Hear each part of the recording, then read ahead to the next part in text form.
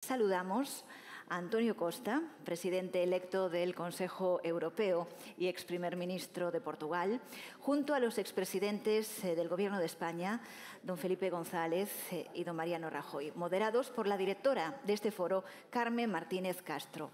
No puede haber mejor comienzo. Carmen, cuando quieras. Muchas gracias, María. Muchas gracias a todos. Muy buenas tardes. Yo me voy a ahorrar las presentaciones porque los conocen ustedes perfectamente y además acaba de hacer la presentación María, pero no me voy a ahorrar el capítulo de agradecimientos, porque es la primera vez que los tres coinciden con un representante del comité organizador del Foro La Toja. Y quiero aprovechar la circunstancia para aquí en público darle las gracias a los tres por estar esta tarde, pero por haber estado todas las tardes que les hemos llamado, cada vez que les hemos invitado, han tenido la generosidad de darnos su tiempo y de darnos su disposición a participar en nuestros debates y también porque, en buena medida, cada vez que ellos han intervenido han marcado un tono y han marcado una manera de dialogar y una forma de compartir e intercambiar opiniones a veces discrepantes, pero que ha conseguido hacer de esa forma pues una de las señas de identidad del Foro La Toja, que bueno, pues no será la República Independiente, no será una pequeña aldea gala, pero sí es una pequeña isla atlántica donde sí parece que estamos un poco a cubierto y protegidos de las asperezas de la conversación pública que hay últimamente, no solo en España, sino en buena parte de las sociedades occidentales. Así que este era el capítulo de agradecimientos a los tres por su presencia aquí y por su colaboración de siempre con el Foro de La Toja. No voy a explicar demasiado el asunto que nos concita, que es la situación de Europa y los retos que tiene planteados ante esta nueva etapa, porque el premio Foro La Toja, Josep Borrell, lo ha hecho muchísimo mejor de lo que yo puedo hacer. Pero sí es cierto que sí me gustaría que, de alguna forma, ver el momento, ¿no?, en el que estamos en Europa. Es como si la pasada legislatura hubiera sido una carrera de obstáculos, o sea, ha sido la crisis de la deuda, luego vino la crisis de Brexit, luego vino la crisis de la pandemia, luego la guerra de Ucrania, el shock energético, y Europa ha estado como corriendo una carrera de obstáculos y cuando ha llegado a la meta ha descubierto que ha llegado a la meta, pero los otros competidores han llegado hace mucho tiempo. Entonces, yo creo que es un poco el ambiente en el que estamos en estos momentos y un cierto pesimismo, una cierta inquietud, es lo que se pone de manifiesto también en los informes de Enrico Letta y de Mario Draghi,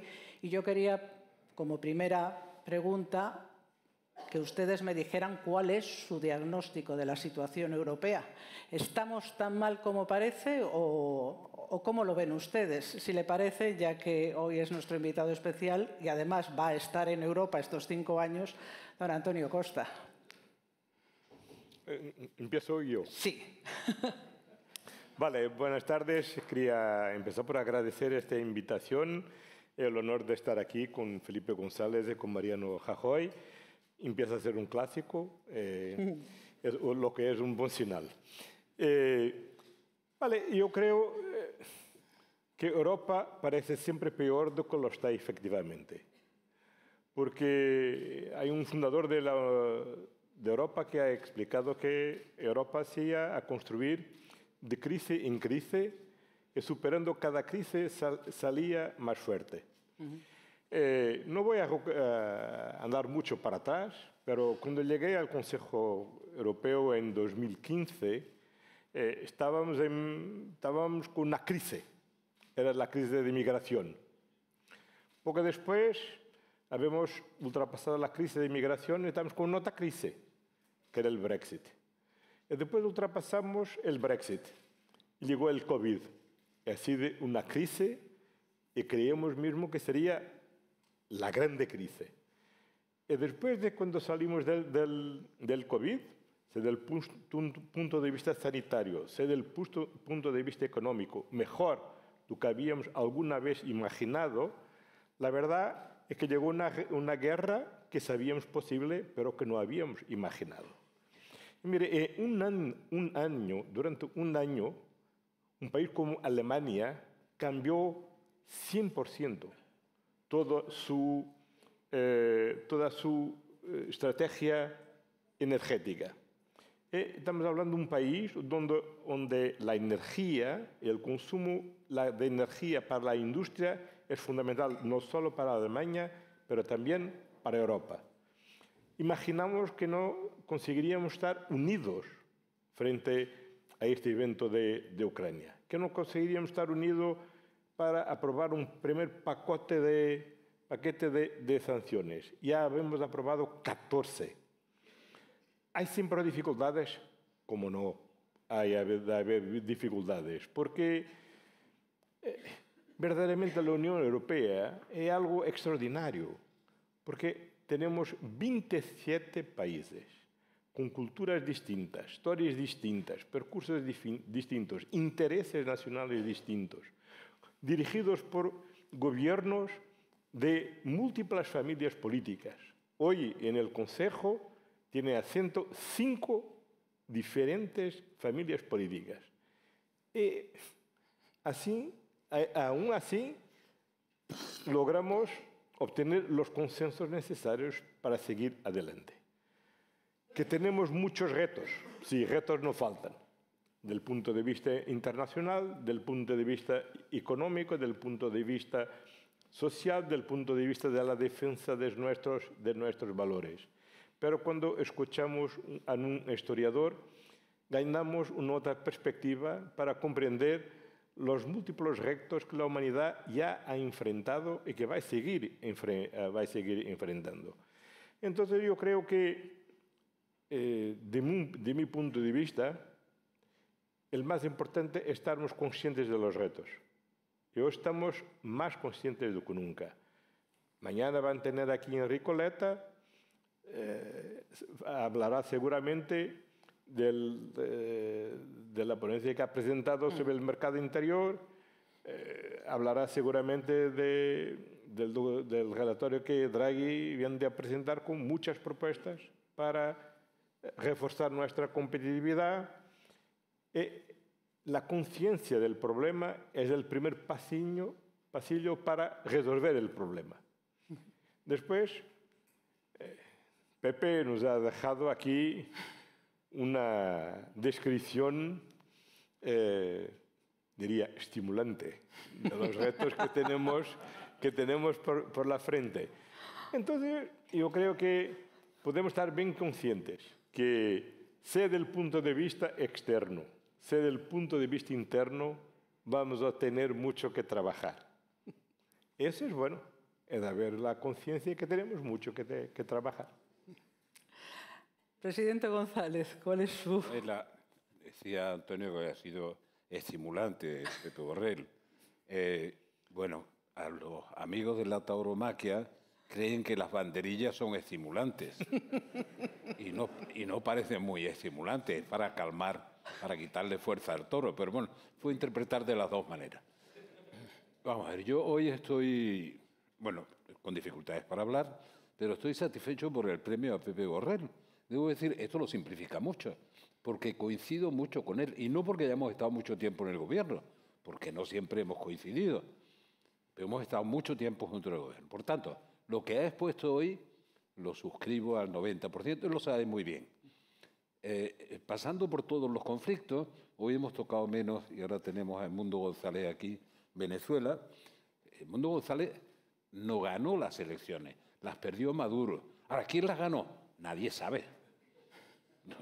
No hay manera de saber quién ganó las elecciones. Pero bueno, desde eso que hemos compartido en Nueva York ahora, pasando por la guerra de Ucrania, donde estamos sustancialmente de acuerdo y muy seriamente de acuerdo, como en el conflicto israelo-palestino, que se puede convertir, y eso hay que tenerlo en cuenta, en un conflicto existencial para Israel, porque puede perder una guerra o no, pero a veces cuando se pierde una guerra se pierde la existencia de un Estado.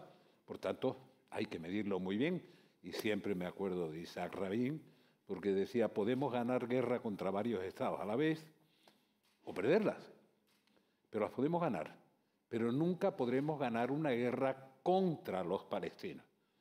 Por eso tenemos que ponernos de acuerdo, porque no nos lo podemos permitir, no porque no tengamos capacidad o fuerza para hacerlo, porque probablemente son los interlocutores más débiles del contexto. Pero como no nos lo podemos permitir, y mi obligación es darle seguridad a Israel, tengo que llegar a un acuerdo con los palestinos. Pues esa broma le costó la vida, porque los que no querían hacer eso, o los que siguen empeñados en aislar el problema palestino, ahora con los acuerdos de Abraham y no sé cuánto, resueltos todos los problemas, si queda aislado el problema palestino, se va a disolver solo.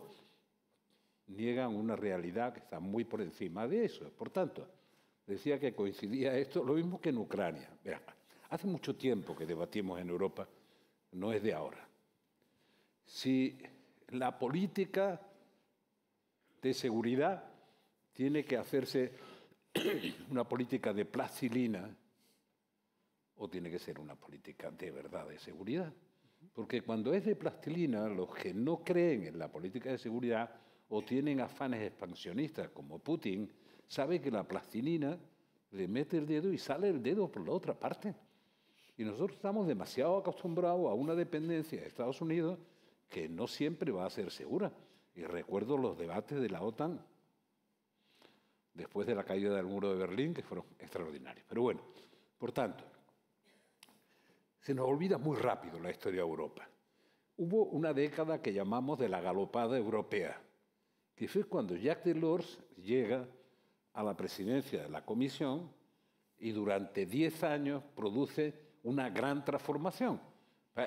Y había un mecanismo para llevar eso adelante, ¿eh? Por ejemplo, había un mecanismo, nos poníamos de acuerdo discretamente. Francia, con Mitterrand, que hacía el discurso que siempre calificaba a Helmut Kohl, y la parlé François Premier Legrand. Bueno, hacía ese discurso. Helmut Kohl y yo pues llegábamos a unos acuerdos, los pactábamos con Jacques Delors, que era una máquina de producir acuerdos, y avanzaba el Consejo Europeo, porque había un motor previo para hacer un avance de lo que se llamó la década de la galopada europea. Era muy impaciente Jacques Delors, lo recuerdo también como homenaje a él, y no se conformaba. Por tanto, siempre iba como tirando del carro, y eso hacía funcionar a la Unión Europea. ¿Qué pasó? Empezamos a tratar el Tratado de la Unión, a discutir el Tratado de la Unión Europea. Y en medio de esa discusión, dicen la gente que se cae el muro de Berlín. Yo tengo para mí que derribaron el muro de Berlín, que no se cayó solo. Entonces se monta la revolución de la caída del muro de Berlín. Entonces, mientras que nosotros estábamos tratando, y ahí está una de las claves de la gobernanza, en dar un paso adelante con el Tratado de la Unión, ya Delors hablaba de mercado único y no sé cuánto, no sé qué. Empezamos a tratar, a llegar al Tratado de la Unión, y la insatisfacción de Jacques Delors lo llevó un día, que estábamos discutiendo, a decir, esto no es el tratado que necesitamos, esto es el acta única bis. Habíamos firmado un acta única. Digo, mira, esa es una contradicción en sus términos, no puede ser única y bis. Por tanto, o es una cosa distinta o no sirve. Bueno, esa era la discusión de fondo. Y esa discusión escondía otra. Y como no tenemos memoria, ni incluso en países o en continentes viejos como el europeo y eurocéntrico, cuando se produce la guerra de Yugoslavia, la destrucción de todo el mundo decía, esto es la nueva guerra mundial. Hay que tener un poco más de perspectiva, porque todo lo que ocurre en Europa es mundial. Sí, la guerra de Yugoslavia pues, recordaba las dos guerras anteriores. Por lo tanto, cuando discutíamos el Tratado de la Unión, era para producir un proceso de integración entre los países que componían en aquel momento las comunidades europeas, que llamamos Tratado de la Unión. Inmediatamente que se aprobó ese tratado, con la irritación de Delors, que decía que era el acta única bis, que eso no era el tratado que pretendía porque era mucho más ambicioso. ¿Qué se atravesó? ¿Qué se cruzó por en medio? Que se cayó el muro de Berlín y todos los países que vivían en el paraíso soviético y se pudieron liberar, pues tenían la aspiración. Eso, ¿De formar parte de qué? Con estas prioridades. Primero, de la Alianza Atlántica. No se hagan, que no le cuenten cuentos. Primero, de la Alianza Atlántica. ¿Por qué? Porque el oso ruso estaba presente casi en su genética.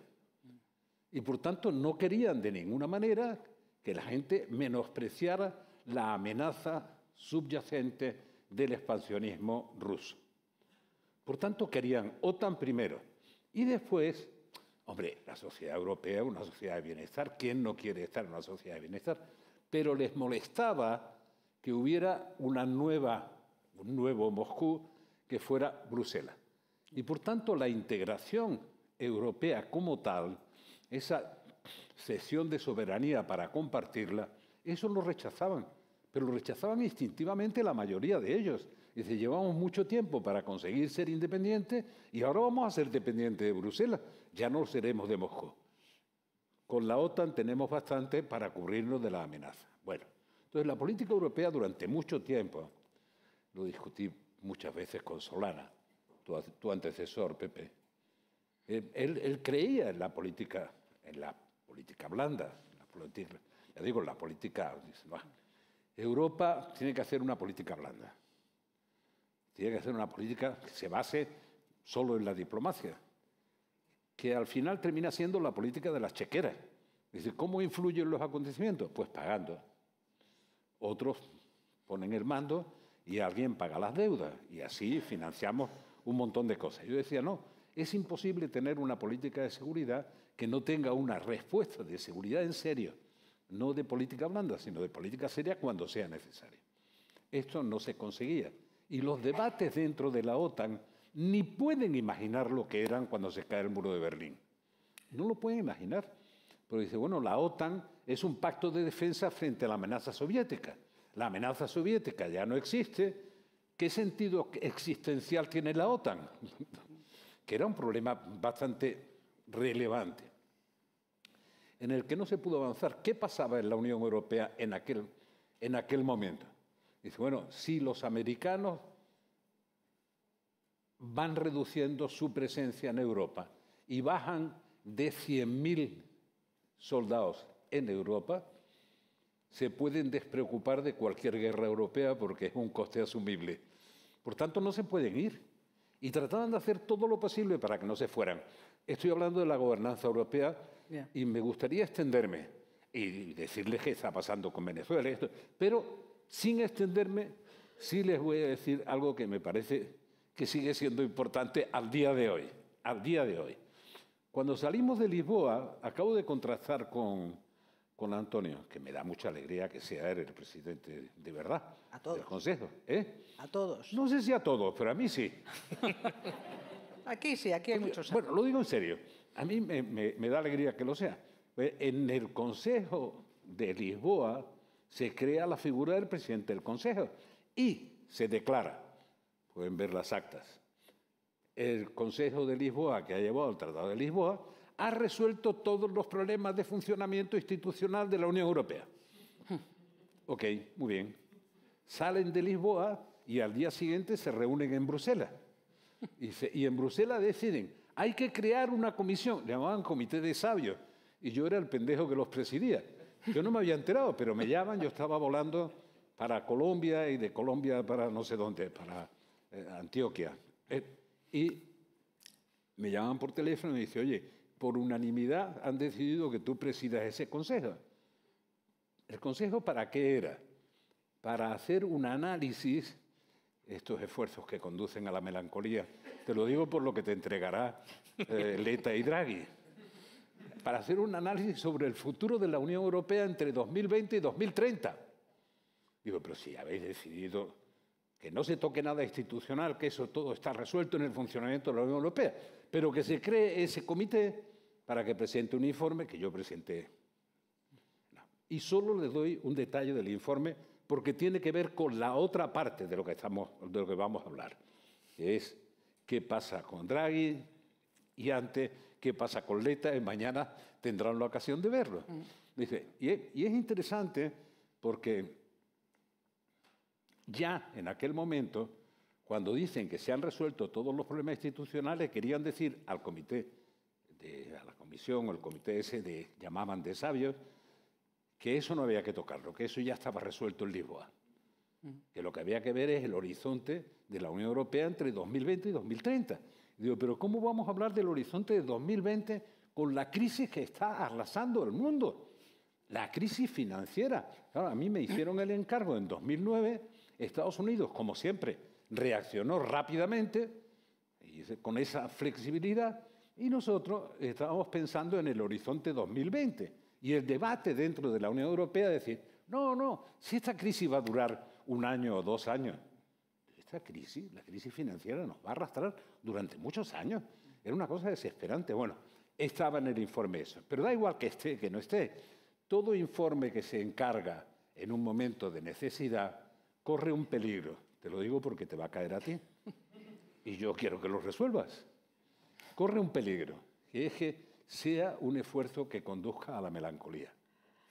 Bueno. Te van a entregar el informe de Letta, el informe de Draghi, la gente, si acaso, lo va a leer, o va a cambiar el gobierno, y después 3 gobiernos más allá te van a decir, oye, ¿y qué decía el informe sobre esto? ¿Quieren saber lo que decía, lo que nosotros decíamos? En un gráfico, yo nunca he utilizado las transparencias y eso, que son muy útiles, porque te ahorran mucho trabajo. Pero decía sin usar la transparencia, y miren, ustedes se están preguntando por qué Estados Unidos es más competitivo.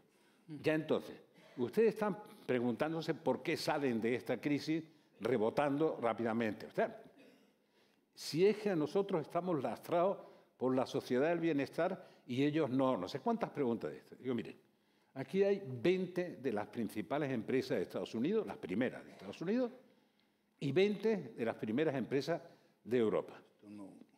De las 20 primeras empresas de Estados Unidos, 17 han sido sustituidas en los últimos 20 años por iniciativas nuevas. Por tanto, hay eso que se llama movilidad ascendente y descendente. Y los que se duermen, descienden. Y los que espabilan, aunque sea desde un garaje, crean las grandes corporaciones y las grandes empresas. En Europa, ¿qué pasaba?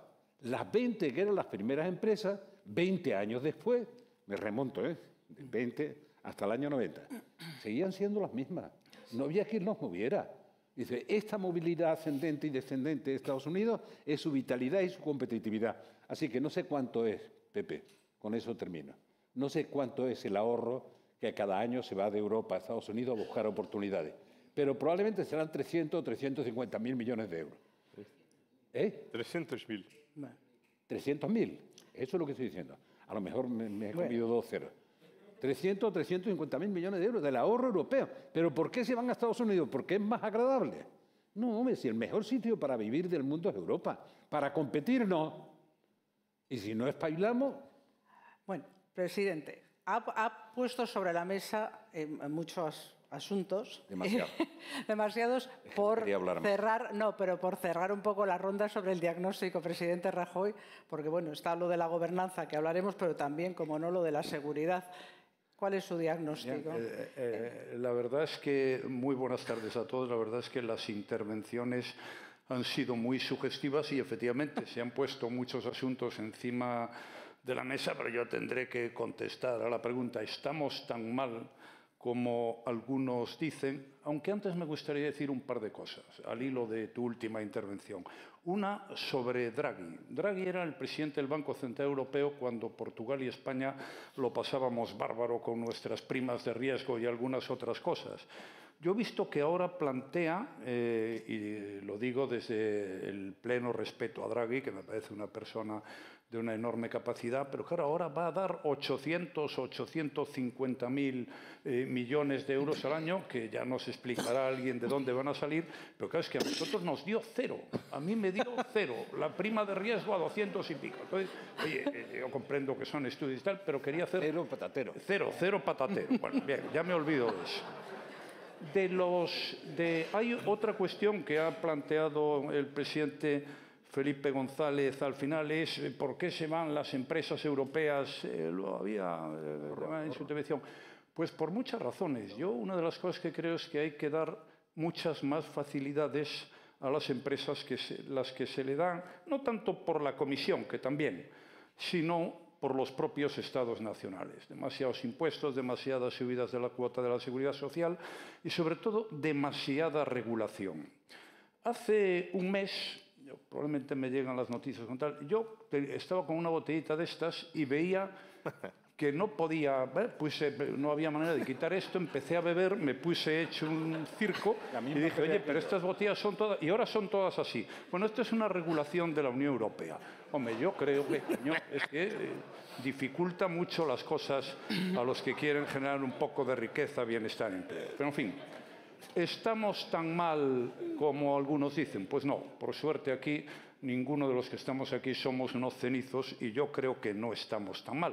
Es verdad que, como se ha recordado aquí, tenemos nuestros problemas, tenemos nuestros retos, pero no estamos tan mal. Efectivamente, estábamos mejor pues cuando Draghi no nos daba un euro. Pues no, era una crisis monumental y, sin embargo, pues la superamos. Lo mismo ocurrió. No fue nada fácil tener una posición común sobre Ucrania. Una crisis fuerte, no pasó nada. Lo mismo ocurrió con la inmigración. Bueno, hay problemas que al final, pues poco a poco se van resolviendo. Yo quería ir a la mayor. ¿Por qué no estamos tan mal? Primero, porque en el mundo en que vivimos, la Unión Europea sigue siendo un espacio de paz, que era el objetivo principal de los fundadores cuando crearon primero la CECA y a continuación el Tratado de Roma del 57. Y sigue siéndolo. En los aledaños tendremos problemas, pero aquí de momento somos un espacio de paz. Segundo, somos un espacio de democracias liberales. Y cuando hablamos de democracias liberales hablamos de valores superiores, que todos ustedes conocen y no voy a reiterarlos. Tercero, aquí aumenta el PIB y la renta per cápita. Hoy en otros sitios a lo mejor aumenta más, pero en otros menos. Y de momento hay mucha gente llamando a la puerta, tanto países como ciudadanos que vienen de otros continentes para ir a vivir a Europa. Por tanto, tampoco nos va tan mal desde el punto de vista económico. Somos, además, un espacio con un modelo de bienestar, sanidad, educación, pensiones, ahora dependencia, etcétera, etcétera, pues más que razonable. Yo dudo mucho que haya muchos lugares en el mundo con una situación desde el punto de vista social como esta. Y luego las infraestructuras. Es decir, han mejorado mucho las infraestructuras en toda Europa, desde luego en España han mejorado, y mucho de carreteras, de trenes.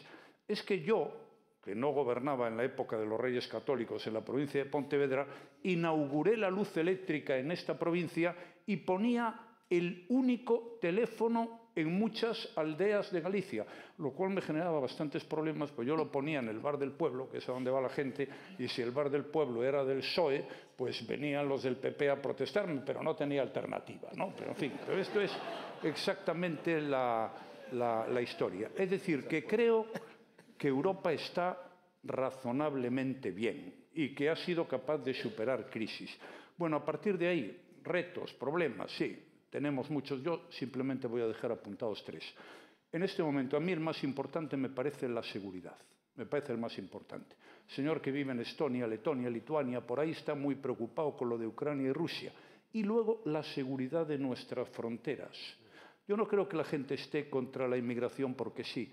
La gente está preocupada porque ve que no se controlan las fronteras, que no hay seguridad, bueno, porque en muchas ocasiones se producen, en fin, cosas que están en la mente de todos que no nos gustaría que se produjeran, y hay mucha gente que cree que sus valores y sus principios y su forma de ver el mundo y su forma de entenderlo pues puede comenzar a desaparecer.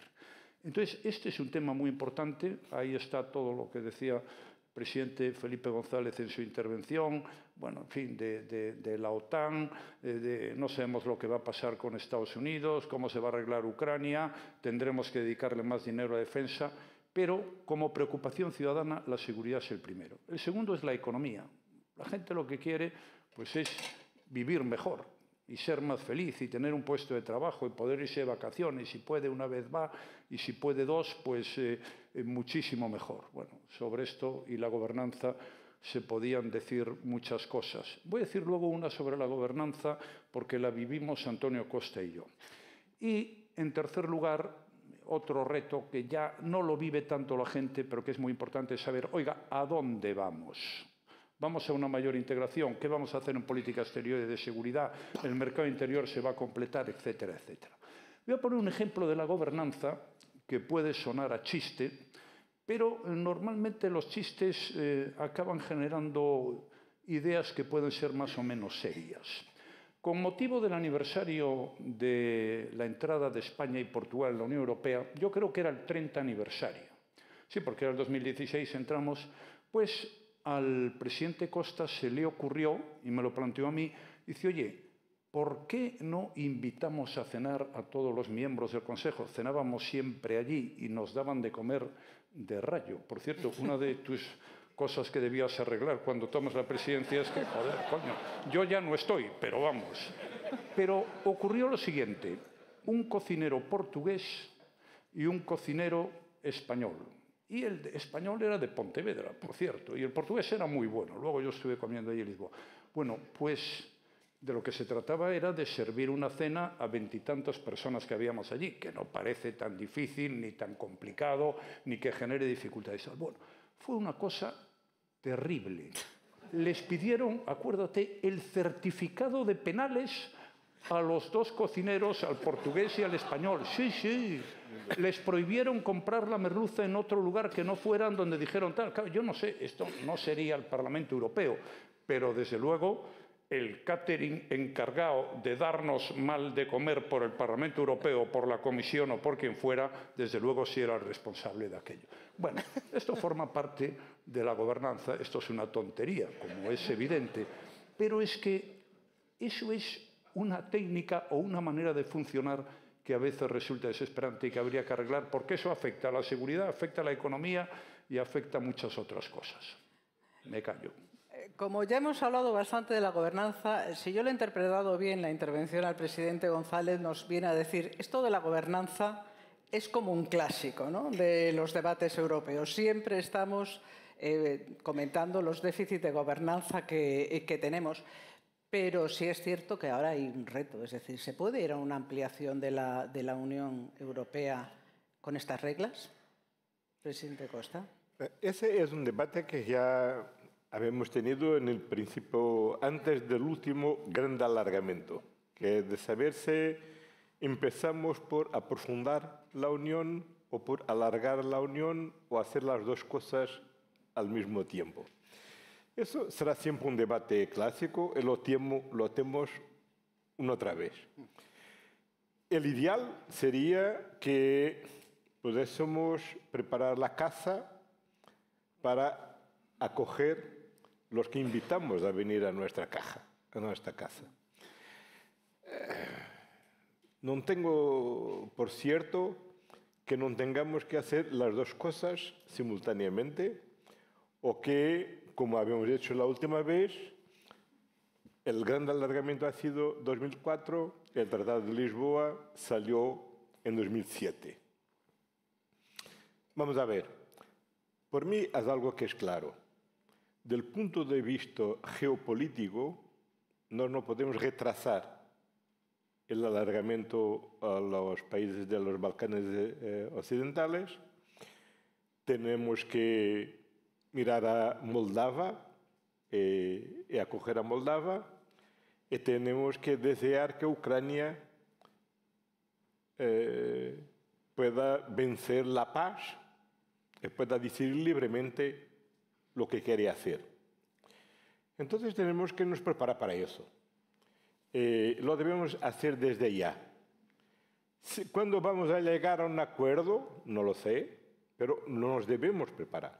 Porque si desde el punto de vista institucional, si desde el punto de vista presupuestario, tenemos que tener condiciones para acoger quien vamos a invitar. Si te invito a cenar en mi casa, tenemos que tener una cadera para te sentares, tenemos que tener comida, no sé si se echa por el Consejo o por un cocinero portugués o español, te invito, tengo que tener condiciones para te acoger. Entonces yo creo que tenemos que nos preparar a eso, pero este momento, la razón por la cual lo miro con optimismo es porque es un momento que todos tienen conciencia de los retos que tenemos. No es un optimismo que desconoce la gravedad de los retos, pero por el contrario, es porque tengo conciencia de la gravedad de los retos, tengo también la conciencia de que no tenemos alternativa, porque la realidad es muy fuerte. Lo que tiene que ser, tiene que ser. Y nosotros no podemos seguir, hola para el informe de Draghi, sin tener conciencia que este es el último informe que vaya a decir lo que Draghi ha dicho. Porque el próximo será ya un informe de enregistrador. Entonces, tenemos que... encargarme uno. ¿Cómo? Ya que entonces, vas a mandar... entonces, hay que mirar al informe de Letta y de Draghi y mirarlo de una forma seria.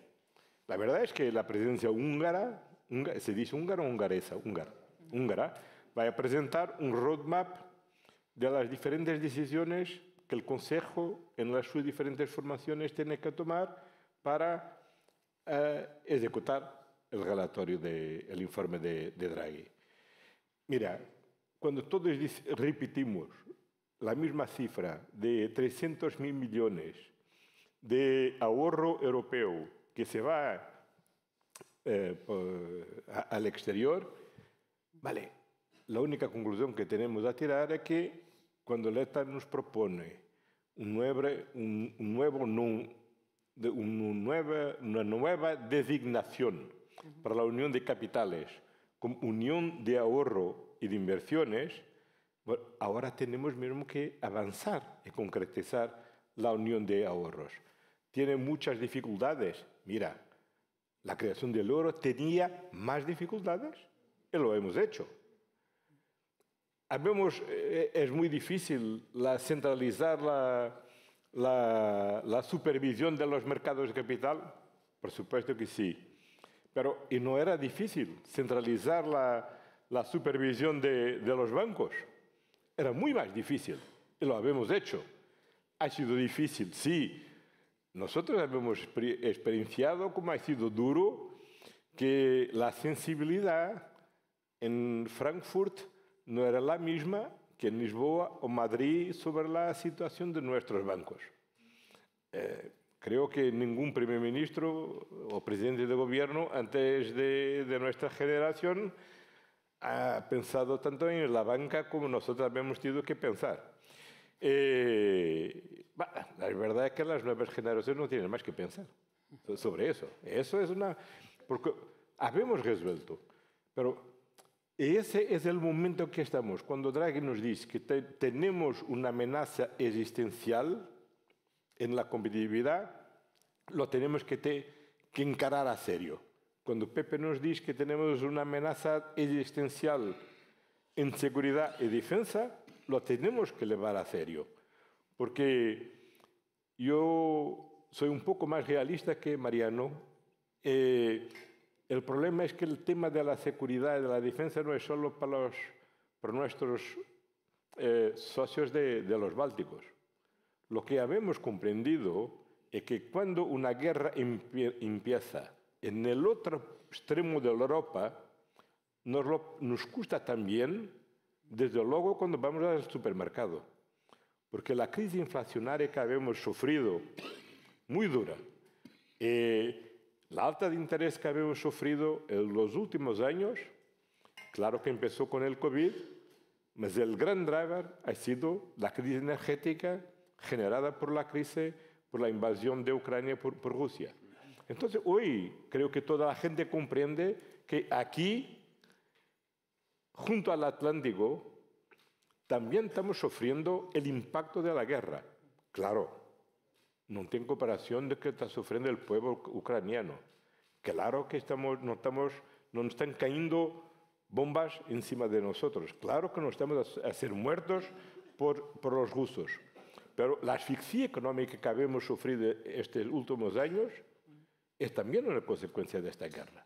Y si queremos seguir, es por eso que la agenda estratégica que la Unión aprobó tiene 3 dimensiones muy claras, que es seguridad y defensa, prosperidad y competitividad, y democracia y valores. Porque la única forma de preservar esta Europa democrática, próspera y efectivamente garantizando nuestra seguridad. Y las tres dimensiones están involucradas y se apoyan mutuamente.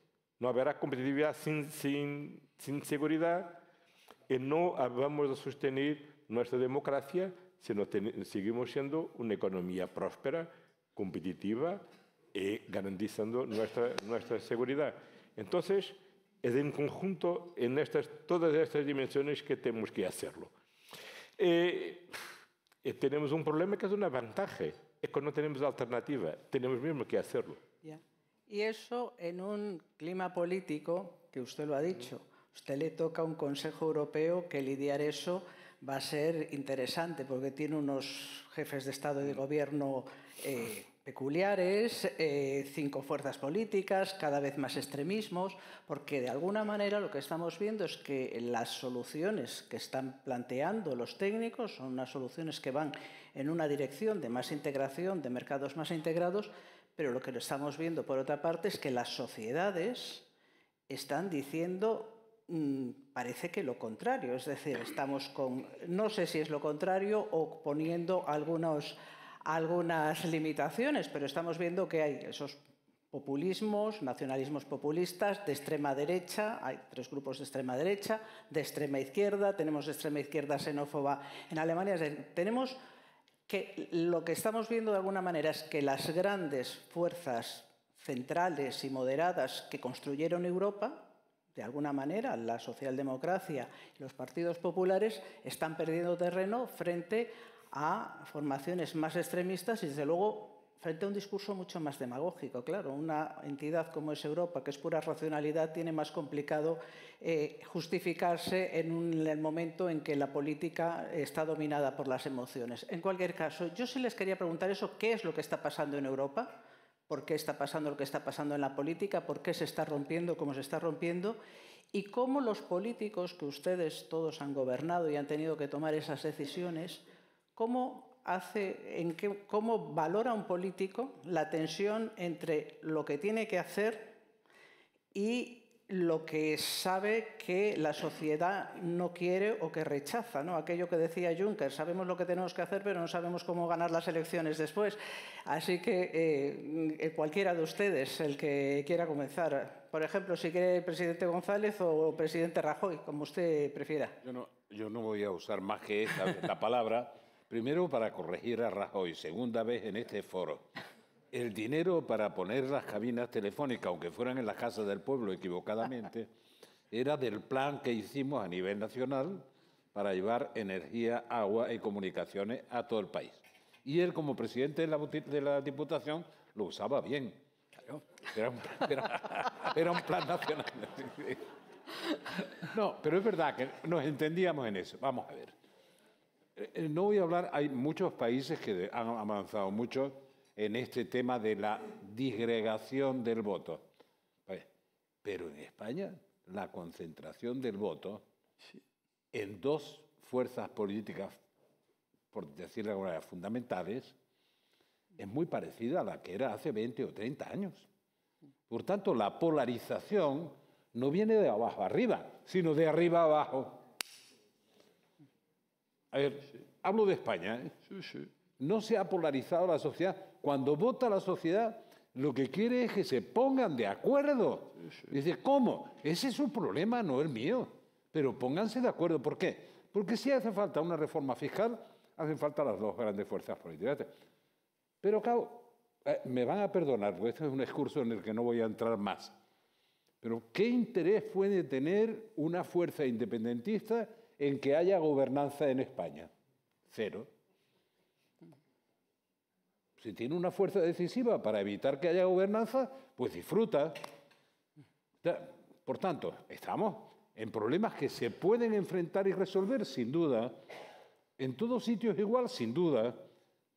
En algunos más, en otros menos. En países que han desaparecido los partidos políticos.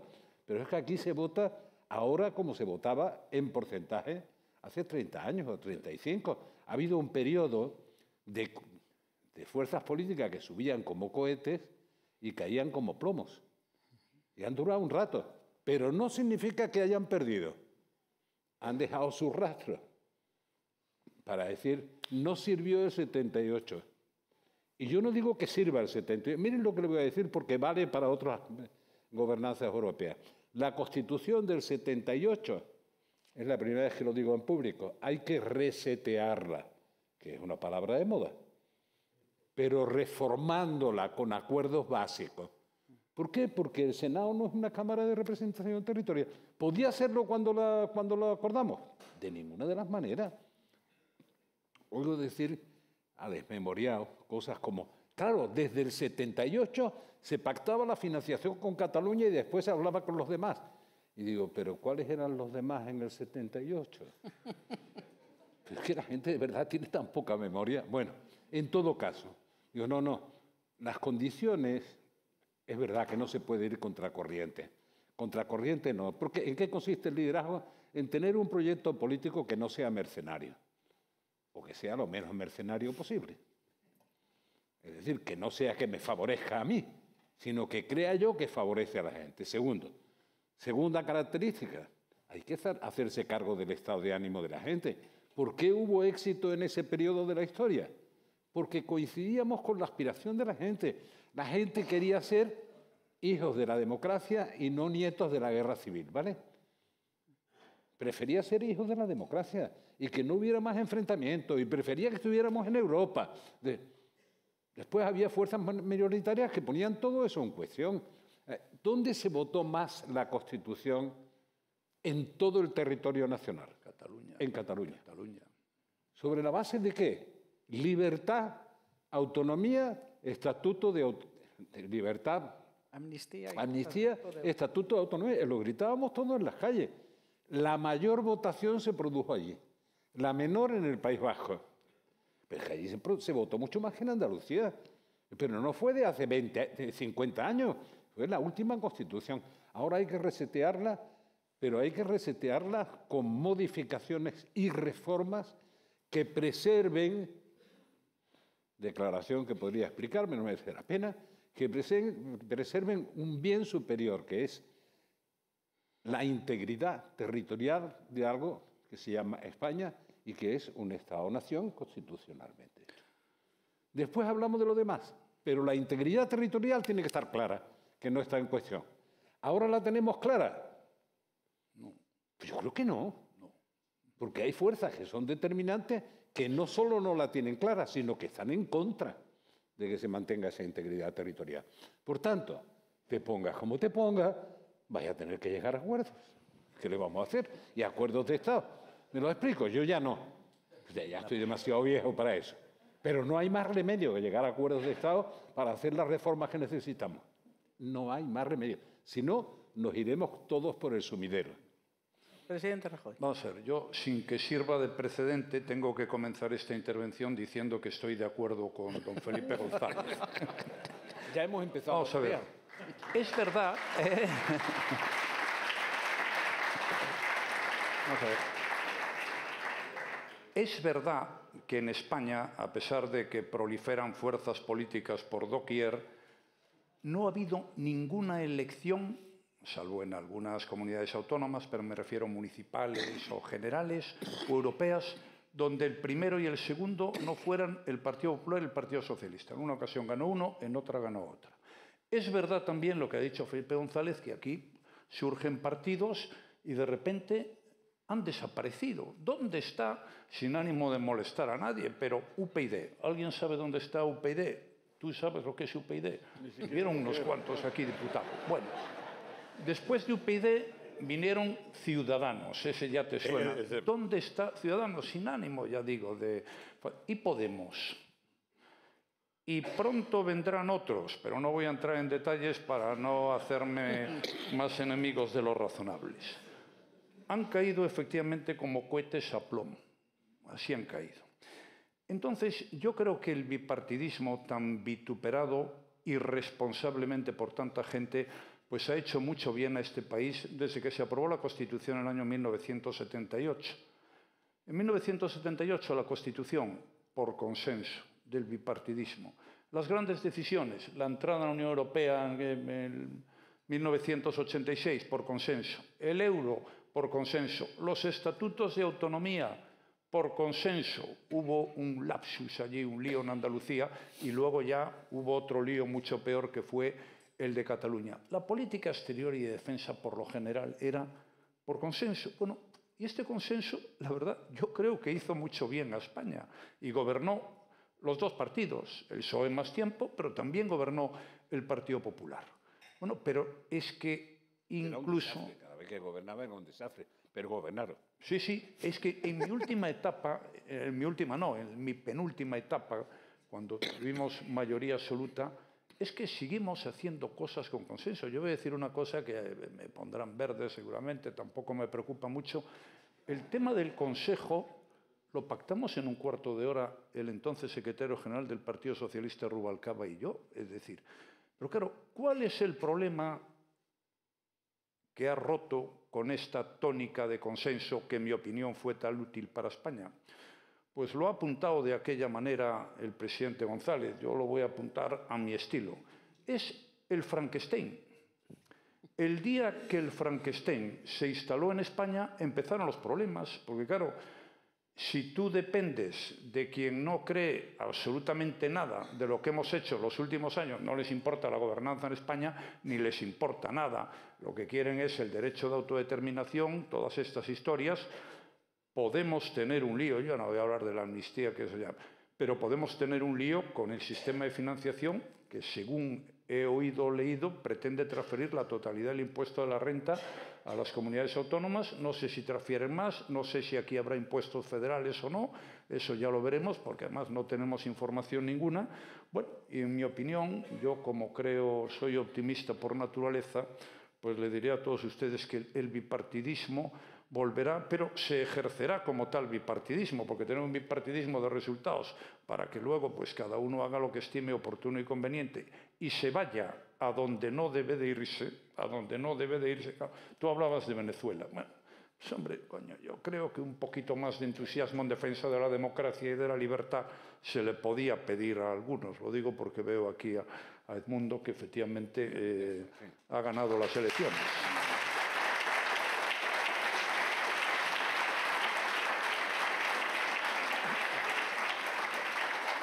Al final, en lugar de hablar de Europa, hemos acabado hablando de España. Yo pido disculpas. Pero ahora tiene usted la oportunidad de volver a hablar de Europa, don Antonio. Sí, no voy a hablar de España. Ah, va a hablar de España. Les cuento una anécdota que no van a creer. Yo no he celebrado nunca en España ningún aniversario de nuestro ingreso en las comunidades europeas, que fue el mismo día que Portugal. Sí. Y siempre he celebrado cada X años los que se hacían en Portugal. Siempre he estado invitado a celebrar el ingreso de Portugal a las comunidades europeas, siempre. Pero hay una diferencia de estilo, ¿eh? En la comida no sé. No, la comida tengo dudas. Invitarle a la cena de Bruselas. No, pero ¿dónde estamos a ti? Lo de la comida no discuto. Pero cada vez que ha habido un acontecimiento de celebración de ingresos de los dos países en las comunidades europeas, se ha hecho en Portugal. Sí, sí. Sí. ¿Qué cosas? Y algún día lo celebraremos en Venezuela. No, algo gustaría de decir, porque hoy hablamos mucho de polarización y muchas veces se confunde el tema de polarización con la cuestión del bipartidismo. Hay un antiguo cientista político francés, Maurice Duverger, que ahora salió de moda, que utilizaba eso, que el bipartidismo era mismo un factor de moderación y no de radicalización.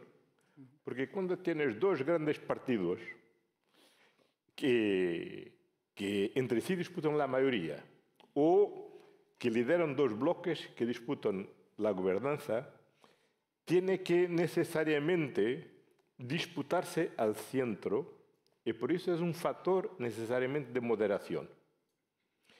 Mucha gente no comprendió cuando en 2015 yo ha hecho una alianza con los partidos de la izquierda. Ha quebrado un tabú, porque después de la Revolución Portuguesa, en que los socialistas se pelearon y ganaron en la calle contra los comunistas, no había diálogo a la izquierda. Pero la razón por la cual lo ha hecho es porque nos teníamos que tener un gobierno que debe ser una solución mayoritaria en el Parlamento, porque la situación era demasiado crítica para no tener una mayoría en el Parlamento, pero entendí y entiendo que una de las más-valías de la democracia portuguesa es que la ciudadanía tiene siempre dos alternativas lideradas por dos partidos democráticos, un del centro-derecha, otro del centro-izquierda, para liderar las alternativas de gobierno. Y eso es muy importante. Eso es muy importante. Porque cuando la gente está enfastiada de unos, puede escoger a los otros, pero siempre en el campo democrático. Y eso es muy importante. Hay otros países que tienen otras tradiciones. Y en esos otros países, efectivamente, en situaciones críticas como aquellas que estamos viviendo en la sociedad de hoy, en toda Europa, no es solo aquí, solo allá, es en toda Europa, estamos viviendo una enorme fragmentación política. Estamos viviendo una enorme fragmentación política. Antiguamente, en Alemania, por ejemplo, o la CDU o el SPD, con un otro partido, tenía una mayoría. Después habían llegado al punto en que tenían que hacer una gran coalición.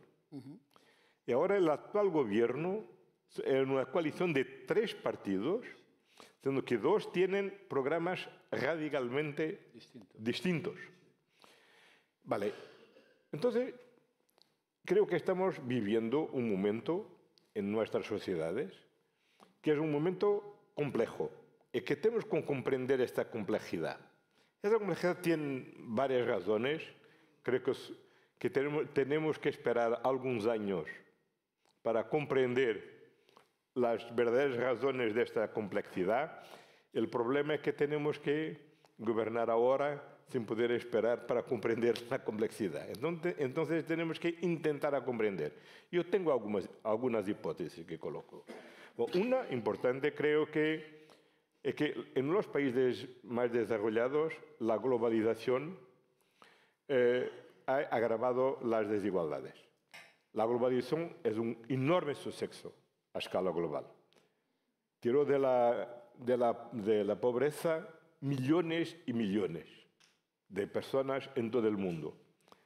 Disminuyó mucho la desigualdad en muchas regiones del mundo, pero en los países más desarrollados no ha sido así. Y eso ha creado un malestar.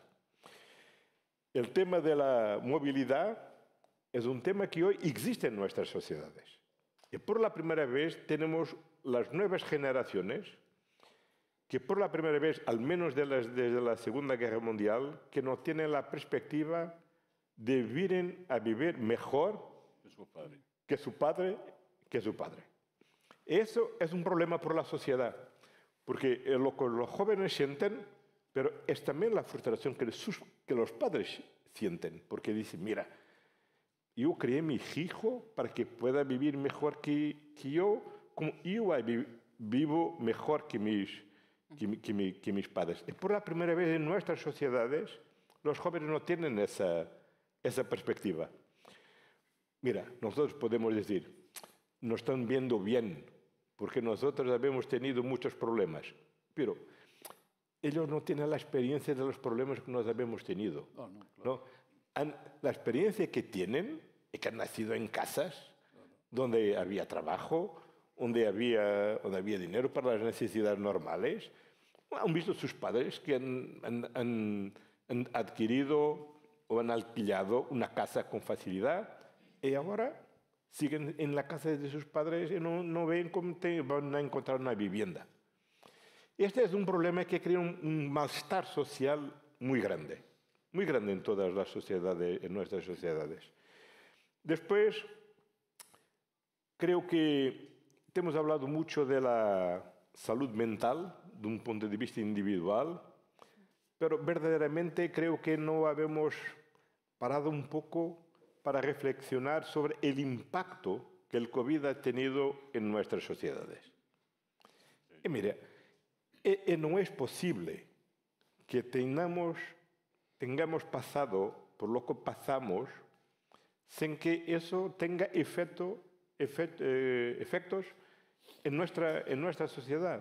La violencia de lo que habíamos sufrido, bueno, y que algunos han impuesto a los otros, es algo que ha sido muy doloroso. Y no habíamos tenido una oportunidad de hacer la catarsis. Cuando miramos las imágenes de la Segunda Guerra, el 8 de mayo he firmado el cesar-fuego.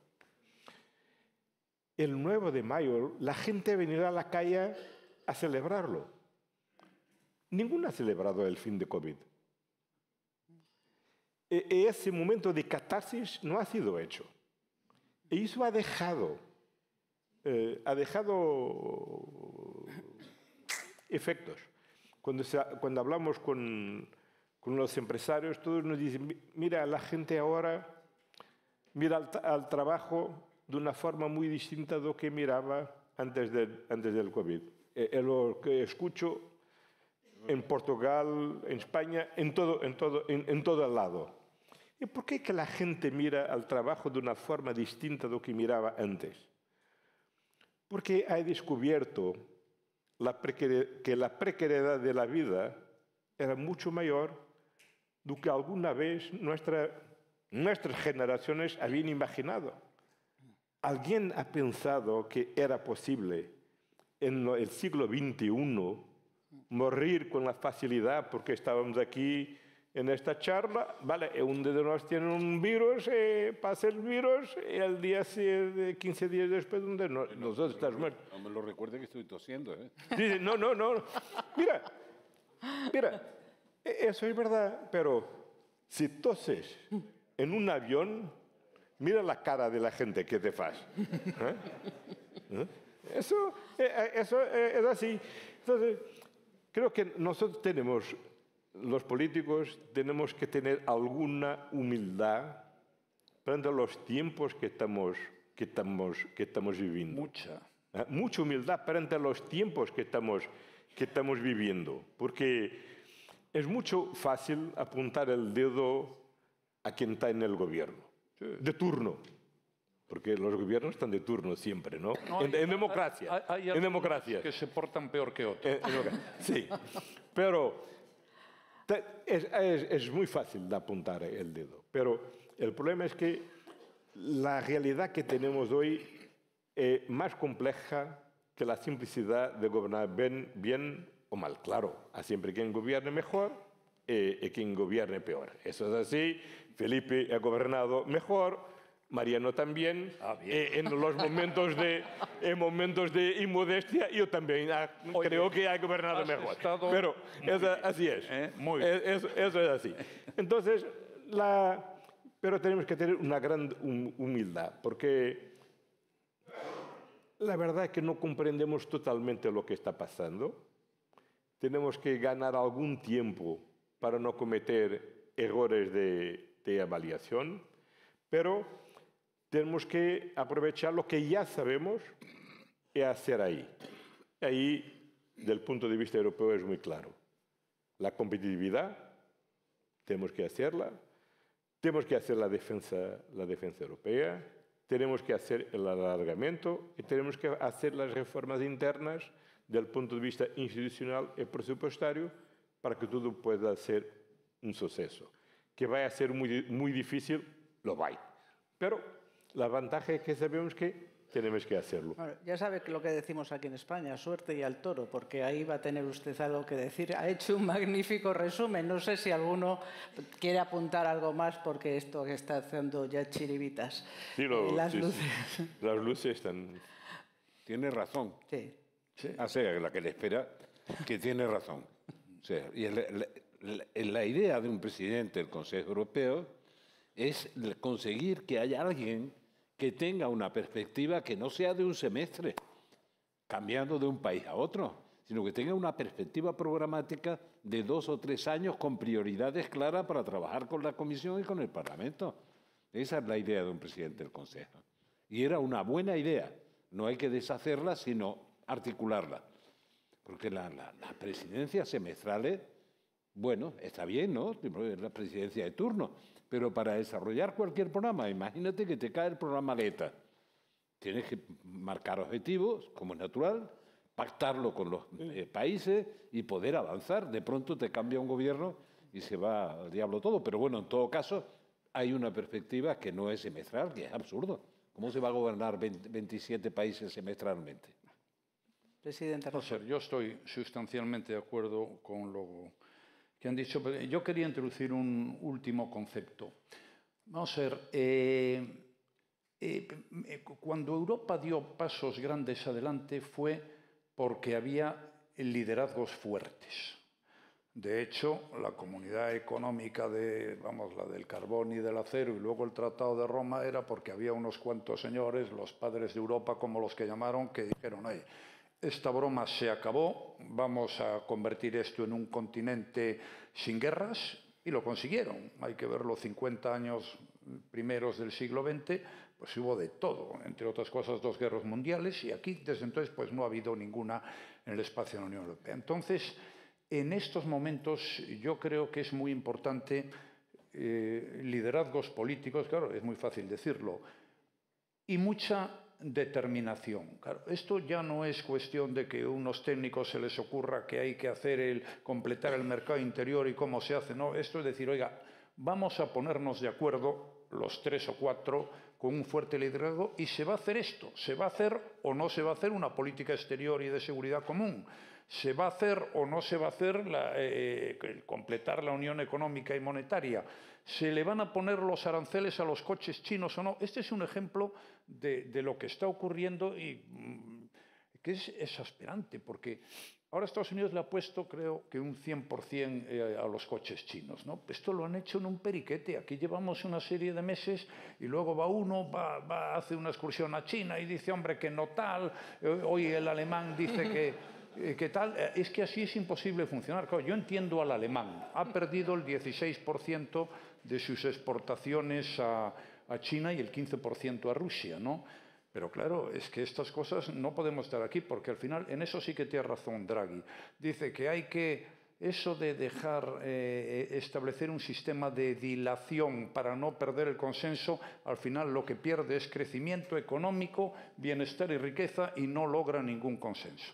Por tanto, yo te animo, desde tu nueva posición, a que ejerzas un liderazgo político con gran determinación, y aquí algunos te apoyaremos, aunque sea hablando. Pues muchísimas gracias a todos, ha sido un auténtico placer.